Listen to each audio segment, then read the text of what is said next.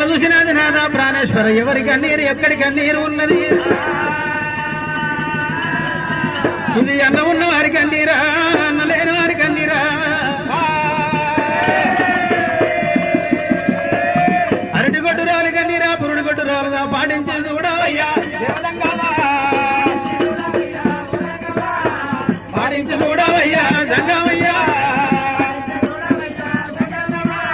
ఇట్టుల మాటలాడినది పార్వతమ్మ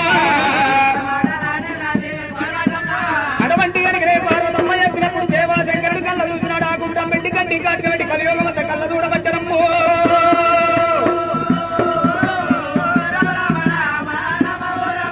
స్వామి ప్రాణేశ్వర